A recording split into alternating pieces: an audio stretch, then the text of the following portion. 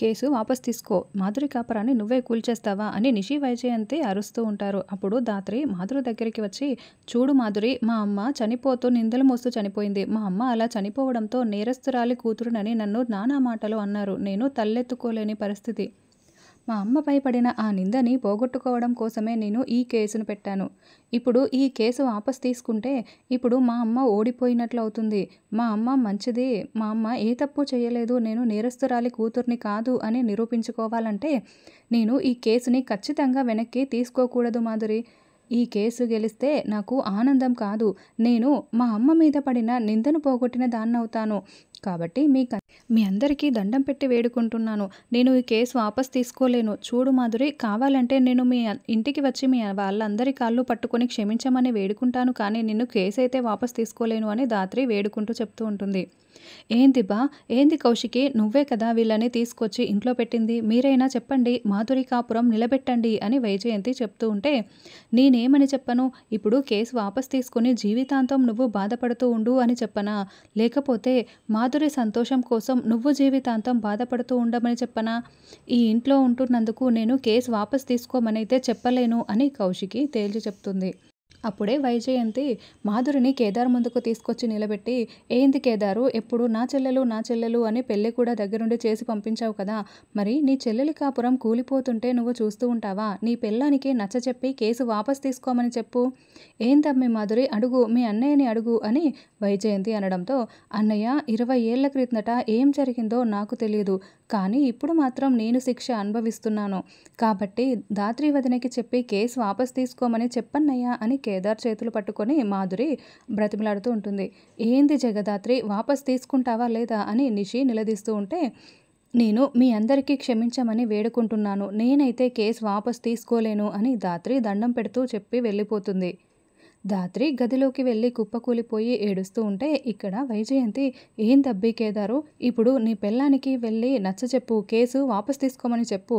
నువ్వు నిజంగా మేమందరము నీ వాళ్ళని అనుకుంటూ ఉంటే కేసు వాపస్ తీసుకోమని నచ్చచెప్పు అని చెప్పడంతో కేదార్ ఇక మౌనంగా పైకి వెళ్తూ ఉంటాడు.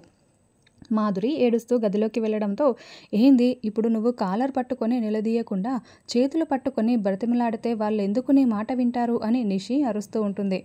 అసలు నా కూతురికి ఎందుకు ఇన్ని తిప్పలు, వాళ్ళని పోనీలే పాపం అని ఇంట్లో ఉండనిచ్చినందుకు ఇప్పుడు నా కూతురి కాపురమే కూలిపోతుందే అని వైజయంతి కుప్పకూలిపోయి ఏడుస్తూ ఉంటుంది. అప్పుడే కౌశికి కూడా పరిగెత్తుకుంటూ గదిలోకి వస్తుంది.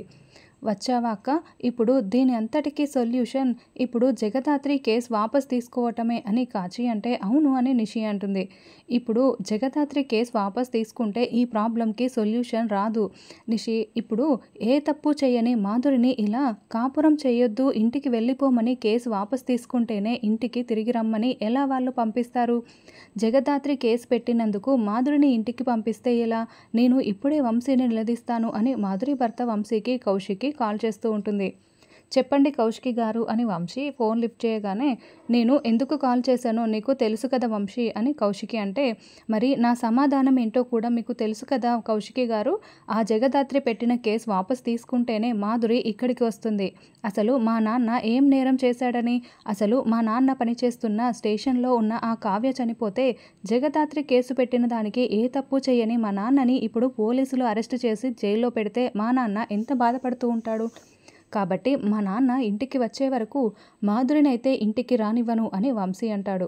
కానీ ఆ జగదాత్రి వాళ్ళు ఏ దిక్కు మొక్కు లేక ఇంట్లో పడి ఉన్నారు, వాళ్ళకి మాకు ఎటువంటి సంబంధం లేదు, కానీ మాధురిని నువ్వు ఇలా ఇంటికి పంపించడం ఇంతవరకు కరెక్ట్ వంశీ అని నిషి నిలదీస్తూ ఉంటే, అవన్నీ నాకు అనవసరం సిస్టర్, చూడండి ఆ జగదాత్రి పెట్టిన కేసు వల్లే కదా ఇప్పుడు వాళ్ళు మీ ఇంట్లో ఉన్నా మీకు సంబంధం లేకపోయినా కూడా అవన్నీ నాకు అనవసరం. ఇప్పుడు మాధురి మా ఇంటికి రావాలంటే మాత్రం మా నాన్న ఇంటికి రావాలి, అది జగదాత్రి కేసు వాపస్ తీసుకుంటేనే సాధ్యమవుతుంది. కాబట్టి జగదాత్రి కేసు వాపస్ తీసుకునే వరకు మా నాన్న ఇంటికి వచ్చే వరకు మాధురిని మీ ఇంట్లోనే పెట్టుకోండి అని చెప్తూ ఉంటే, ఏమండి మీరు ఇలా మాట్లాడతారని నేను అస్సలు అనుకోలేదండి అని మాధురి ఏడుస్తూ ఉంటే, నాకు కూడా నిన్ను బాధ పెట్టాలని లేదు మాధురి, కానీ ఆ జగదాత్రి వల్లే ఇలా చేయాల్సి వస్తుంది అని వంశీ అంటే, అలా మాట్లాడకండి అల్లుడు గారు, నా కూతుర్ని కాపురానికి తీసుకువెళ్ళండి అని వైజయంతి ఏడుస్తూ వేడుకుంటూ ఉంటుంది. మీరు ముందు వాపస్ తీసుకుంటేనే మా నాన్న ఇంటికి వస్తేనే మాధురి మా ఇంటికి వస్తుంది, లేకుంటే నన్ను మర్చిపోమని చెప్పండి అని వంశీ ఫోన్ పెట్టేస్తాడు. దాంతో వెంటనే మాధురి ఫ్రూట్స్ దగ్గర కత్తి ఉంటే ఆ కత్తి తీసుకొని చెయ్యి కోసుకోబోతూ ఉంటుంది. ఆగు ఆగు అంటూ అందరూ కలిసి మాధురి చేతిలో ఉన్న కత్తిని కింద పడేస్తారు. బుద్ధుందా, ఏం చేస్తున్నావు, ప్రాణాలు తీసుకుంటావా అని కౌశికి అరుస్తూ ఉంటుంది. మరి ఏం చేయమంటావు, ఆయన నాపై కోపంతో వెళ్ళిపోమని చెప్పారు, కాసేపు మళ్ళీ మనసు మార్చుకొని నన్ను ఇంటికి రమ్మంటారులే అనుకుంటే శాశ్వతంగా నన్ను మర్చిపోమని ఫోన్ పెట్టేశాడు. మరి నేను శాశ్వతంగా ఇక్కడే ఎలా ఉండేది, దాని బదులు చావటం మేలు కదా అని మాధురి ఏడుస్తూ ఉంటుంది. అలాగని ప్రాణాలు తీసుకుంటావా పిచ్చిదానా అని వైజయంతి ఏడుస్తూ ఉంటుంది. చూడు మాధురి, 2 రోజులాగు, ఈ లోపల కోపం తగ్గిపోతుంది, నేను వెళ్ళి మాట్లాడతాను, నువ్వు ఆ ఇంటికి ఖచ్చితంగా వెళ్తావు, నాపై నమ్మకం ఉంది కదా అని కౌశికి సర్ది చెప్తూ ఉంటుంది. మాధురి మాట్లాడిన మాటల్ని ధాత్రి గుర్తు చేసుకుంటూ బాధపడుతూ ఉంటుంది. అప్పుడే కేదార్ వచ్చి పక్కన కూర్చోగానే, నన్ను కన్విన్స్ చేయడానికి వచ్చావా కేదార్ అని ధాత్రి అడుగుతూ ఉంటే, అవును ధాత్రి, కానీ ఏమని కన్విన్స్ చేయాలో నాకు అర్థం కావటం లేదు. ఇది 20 ఏండ్ల నీ కష్టం, మరొక వైపు మాధురి జీవితం. నీకు ఏమీ చెప్పలేను, మాధురికి ఏమీ చెప్పలేను. ఈ ఇంట్లో కౌశికి అక్క తర్వాత నన్ను సొంత అన్నలా చూసింది కేవలం మాధురి మాత్రమే అని అంతకుముందు మాధురి రాఖీ కట్టిన విషయం కేదార్ గుర్తు చేసుకుంటూ ఉంటాడు.